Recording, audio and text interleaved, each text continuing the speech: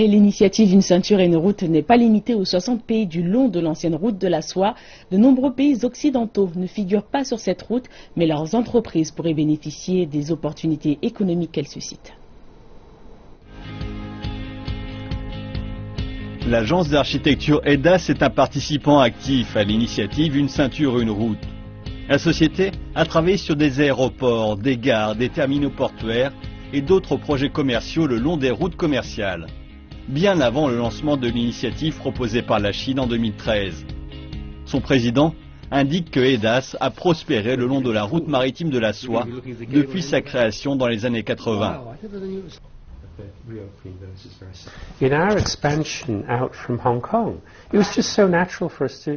Au cours de notre expansion à partir de Hong Kong, il a été naturel pour nous de nous développer à Singapour, au Vietnam, au Myanmar, et nous avons même travaillé au Sri Lanka.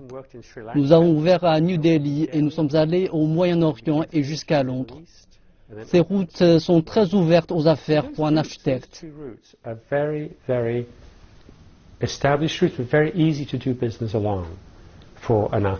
L'initiative Une ceinture, une route couvre 65 pays sur 3 continents. Elle s'étend de l'ouest de la Chine à l'Europe en passant par le Moyen-Orient et par la mer, du sud de la Chine à l'Europe en passant par l'Asie du Sud-Est et l'Afrique. Le concept facilite la coopération économique dans les régions qu'elle traverse via le développement d'infrastructures. Ceci offre des opportunités d'affaires aux entreprises des pays occidentaux. D'un côté, ils ont publié leur propre carte des pays de Une ceinture et une route.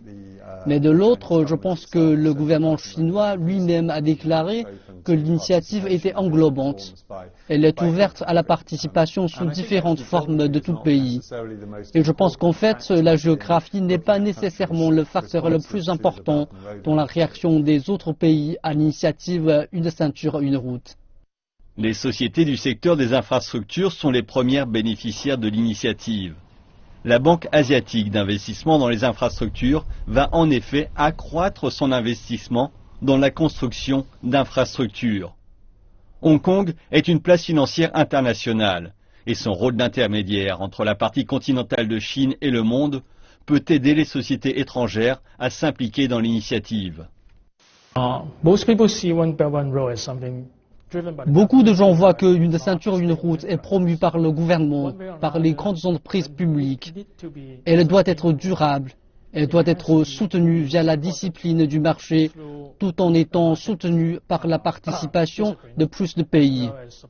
Hong Kong fournit cette plateforme pour les opérations de marché et la participation internationale.